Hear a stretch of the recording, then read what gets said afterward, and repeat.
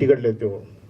अगर जिसकी फैमिली बड़ी है, अगर सिंगल हस्बैंड वाइफ है तब उसको फ़ायदा नहीं है, तो क्यों या तो अपनी वाइफ अपना फॉरगो करके अपना सरेंडर करके अपनी वाइफ का क्लेम करना, उसको बेनिफिट नहीं। बेनिफिट होता है इसके एलटीसी का एक्ट, जिसके बच्चे हैं, फैमिली डिपेंडेंट्स हैं, तो उसको उसके लिए ज़्यादा बेनिफिट होता है ये जो एलटीसी क्लेम करना। एलटीसी में आप अपने फैमिली को जैसे यहाँ से लेके जाते हैं, एक 22-23 में आपको एक 22 का अपना फॉरगो करना, आपका सरेंडर करना पड़ेगा, 23 में आप अपनी पूरी फैमिली का ले सकते हैं। अगर 24-25 में आप चाहते हैं कि मैं अपनी पूरी फैमिली को कहीं ऑल इंडिया कोई एक सिलेक्टेड प्लेस में अगर ले जाना चाहूँ, तो वो आप ऑल इंडिया टूर को उस 24-25 को अपना एलटीसी ना लेके ऑल इंडिया में सिलेक्टेड प्लेस में आपको डिक्लेयर करना पड़ेगा, इन्फॉर्म करना पड़ेगा, आप सिलेक्टेड प्लेस में अपना ले जा सकते हैं। वो जो एंटाइटल आपका एंटाइटल क्लास है उसको ले जा सकते हैं।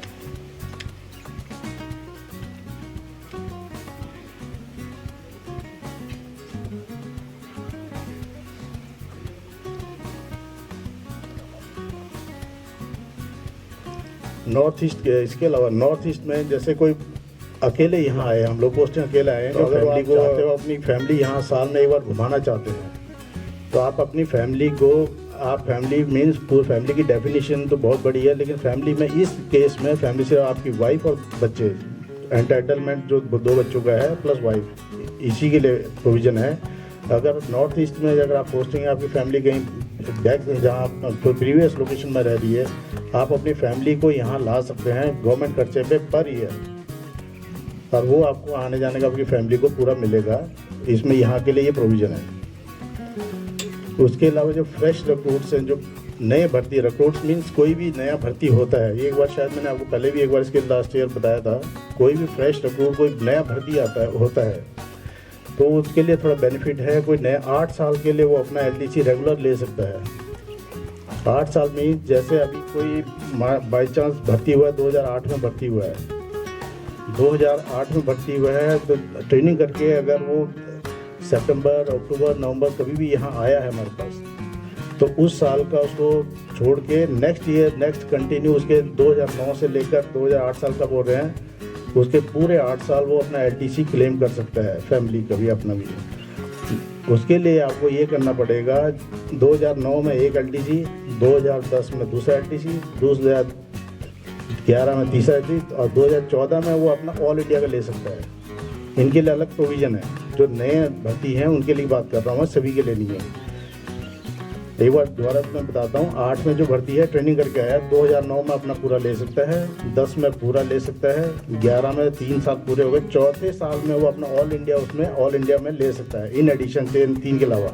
फिर 5वें साल में अपना पूरा फैमिली का ले सकता है, 6ठे साल में पूरा ले सकता है, 7वें साल में पूरा, 8वें साल में फिर ऑल इंडिया का पूरा वो ले सकता है। सिर्फ 8 साल के लिए प्रोविज़न होता है। नए जो न्यूली एंट्रेंट्स है, न्यू भर्ती जो है उनके लिए है।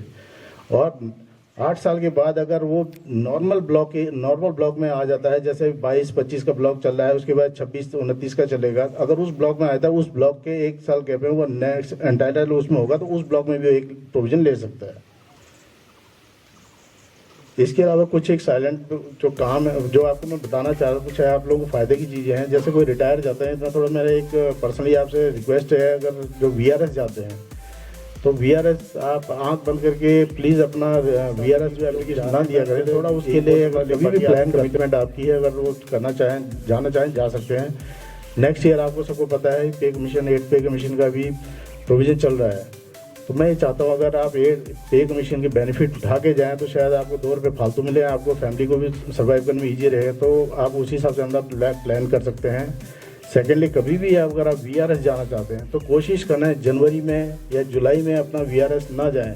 उसके लिए दिक्कत ये आती है, जुलाई में जो जनवरी और जुलाई में जो डीए बढ़ता है, वो अनाउंसमेंट एटलीस्ट 2 महीने बाद होता है।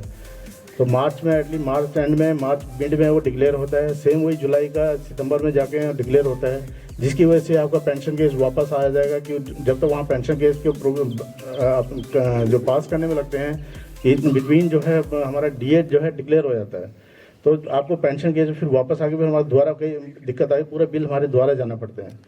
तो इस चीज़ को थोड़ा आप अगर आप डीपली अगर देखेंगे, तो आप मार्च में अपना कोई भी देंगे, मार्च में दें या सितंबर के अक्टूबर में दे दें, आपके लिए बेनिफिट है। कोशिश करें अपना इंक्रीमेंट, जो नॉर्मल इंक्रीमेंट आपका जुलाई या जनवरी में मिलता है, उसके बाद जाएँ, और प्लान हमेशा उसी के बाद जाने का करें, आपको फ़ायदा होगा, उसी में फ़ायदा है आपको। और नॉर्थ ईस्ट आने के बाद बेस कैंप, जैसे हमारा गुवाहाटी बेस कैंप है, हमारा जो छुट्टी से आने के बाद बेस कैंप हमारा रिपोर्टिंग होता है। बेस कैंप जो हमारा अभी जो गीता नगर है हमारा, इन आउट वहाँ से होता है। ये सिर्फ टेम्परेरी ड्यूटी लीव वगैरह उसके लिए, अगर पोस्टिंग जो आते हैं उसके लिए बेस कैंप जो है फॉर बेस कैंप वो नहीं माना जाता। उसके लिए बेस कैंप आपका हेडक्वार्टर टच होना जरूरी है। हेडक्वार्टर आपको विद इन पीरियड जो जर्नी पीरियड 15+2 17 दिन के अंदर आपको हेडक्वार्टर में रिपोर्ट करना है। उसके लिए बेस कैंप लागू, उसके लिए लागू नहीं होता है।